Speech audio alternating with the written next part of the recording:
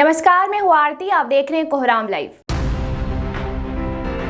कर्नाटक में पीएम नरेंद्र मोदी की सुरक्षा में बड़ी चूक हुई है। पीएम कर्नाटक के हुबली में रोड शो कर रहे थे। सड़क के दोनों किनारों पर खड़े उत्साही लोगों ने उनका गर्मजोशी से स्वागत किया।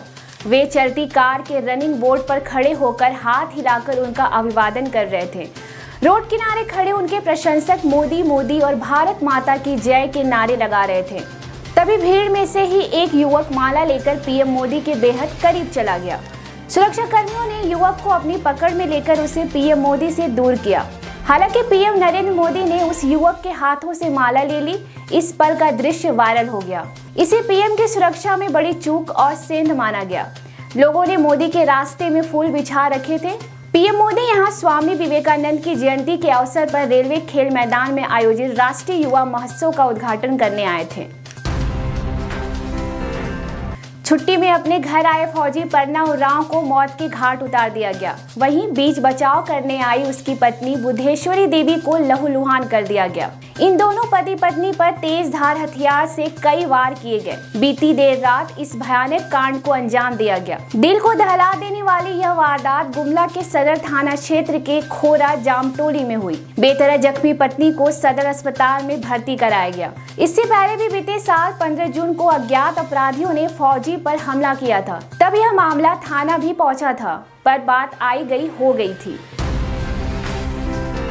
रोजी रोटी की खोज में चाईबासा से जमशेदपुर जा रहा पिकअप वैन हादसे का शिकार हो गया। इस हादसे में 7 लोगों की जानें चली गई। वहीं 8 की हालत चिंताजनक बनी हुई है। यह सभी लोग जमशेदपुर के गोविंदपुर में ढलाई का काम करने जा रहे थे। वैन में कुल 20 लोग सवार थे। घने कोहरे के कारण रास्ते में ही वैन के ड्राइवर का संतुलन बिगड़ गया और यह बड़ा हादसा हो गया। यह हादसा चाईबासा के राजनगर थाना क्षेत्र के लाकड़ा कोचा मोड़ के पास हुआ। सीएम हेमंत सोरेन ने इस घटना पर गहरा शोक जताया है।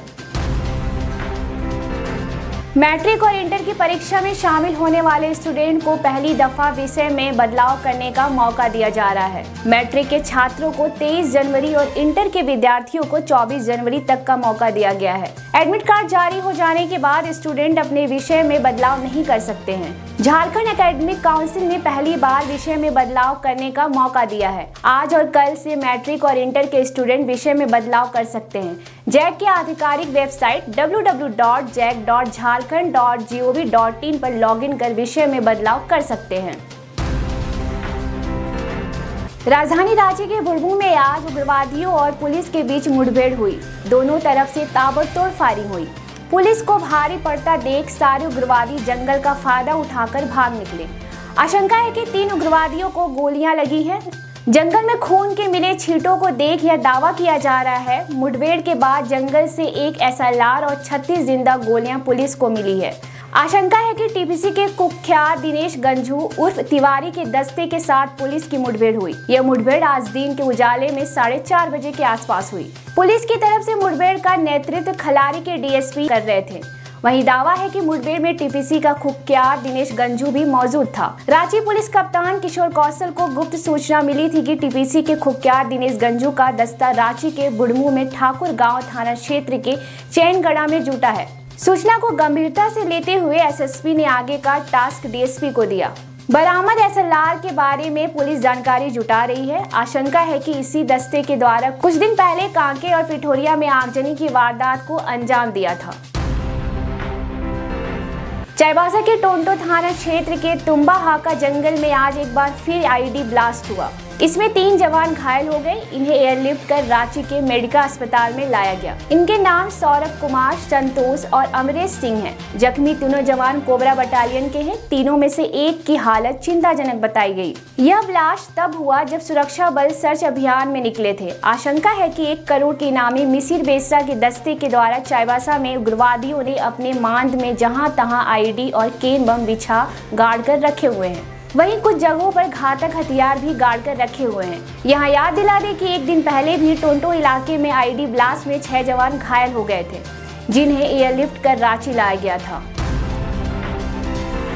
पीसीआर ने पीछे से स्कूटी सवार संजय प्रजापति को धक्का मार दिया, जिससे उसकी जान चली गई। धक्का मारने के बाद पीसीआर उसे छोड़ वहां से भाग गई। संजय की मौत हो जाने की फैली खबर के बाद लोगों का गुस्सा उबाल पर आ गया। गुस्साए लोगों ने पलामू के मेदिनी नगर में रेडमा चौक के पास डेड बॉडी के साथ रोड जाम कर दिया। आक्रोशित लोग मृतक के आश्रितों को मुआवजा और परिवार के एक सदस्य को नौकरी देने की मांग कर रहे थे। वहीं दोषी पुलिस को दंडित करने की डिमांड कर रहे थे। संजय कल रात अपनी ड्यूटी पूरा कर स्कूटी से घर लौट रहा था। रास्ते में GLA कॉलेज के पास पीछे से पीसीआर ने उसे धक्का मार दिया। लहूलुहान संजय को पास के एक अस्पताल ले जाया गया, जहां उसकी मौत हो गई। संजय की 4 बेटियां हैं, एक ब्याह योग हो गई है। घर वालों का रो रो कर बुरा हाल है। लोगों का गुस्सा देखते हुए पुलिस ने गश्त तेज कर दी है और बड़ी संख्या में पुलिस बल तैनात कर दी गई है। लगभग 42 साल का संजय रेडमा चौक के पास संगीत इलेक्ट्रिक दुकान में काम करता था। बंगाल के कुख्यात पशु तस्कर जाहिर शेख को चाईबासा पुलिस ने दबोच लिया। उसके साथ उसके 4 सहयोगियों को भी पकड़ा गया। इन तस्करों के कब्जे में रहे 102 मवेशी मिले। वहीं तस्करों के पास से 4,98,000 कैश भी जब्त किए गए। एक कार, 9 बाइक और एक स्कूटी भी मिला है। यह सारे तस्कर चाईबासा के चक्रधरपुर के रास्ते से बंगाल तक पशु तस्करी में एक्टिव थे। पशु तस्करों के बारे में मिले इनपुट पर एक्टिव हुई पुलिस ने छापेमारी कर इन तस्करों को दबोच लिया। पकड़े गए तस्करों के सरगना जाहिर शेख और उसके सहयोगी मन किशोर प्रधान, मुन्ना पड़िया, विजयन पूर्ति और संतोष प्रधान ने पुलिस के सामने कई राज उगले हैं। गिरफ्तार जाहिर पुरलिया के बलरामपुर का रहने वाला है। मिली जानकारी पर पुलिस आगे की कार्रवाई कर रही है। कतिपय मांगों को लेकर BCCL कोलवसरी के पास आज जोरदार प्रदर्शन किया गया। वहीं जमकर नारेबाजी भी की गई। BCKU के बैनर तले आयोजित आंदोलन का नेतृत्व प्रखंड के उपाध्यक्ष सवूर गोराई और केंद्रीय संयुक्त सचिव निताई महतो कर रहे थे। वक्ताओं ने BCCL और JSW प्रबंधन पर इल्जाम लगाया है कि यहां मजदूरों का खूब शोषण किया जा रहा है। PF कटौती का कोई लेखा जोखा तक नहीं है। राष्ट्रीय छुट्टी का वेतन भुगतान नहीं किया जा रहा। वही ठेकेदारों द्वारा मजदूरों से अवैध उगाही वसूली जाती है।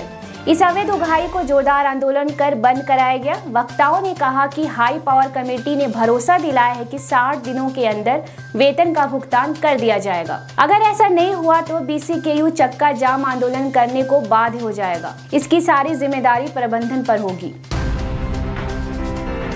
BCCL के 772 नंबर क्वार्टर में दुकानें सजा दी गई। यहां करीब 4 दुकानें निकाली गई। यह क्वार्टर कतरास के भटमुरना में 4 लाइन सड़क किनारे बनाए गए। यह क्वार्टर गोविंदपुर के ब्लॉक 4 कोलियारी के अधीन आता है। इल्जाम है कि यह गोरख धंधा BCCL कर्मियों द्वारा ही बेखौफ किया जा रहा है। इल्जाम तो यहाँ तक है कि दुकानें देने के एवज में बतौर पगड़ी मोटी रकम वसूली जा रही है। वहीं भाड़ा अलग से तय किया जा रहा है। सबसे हैरत की बात यह है कि इस बात से BCCL प्रबंधन अनजान बना हुआ है।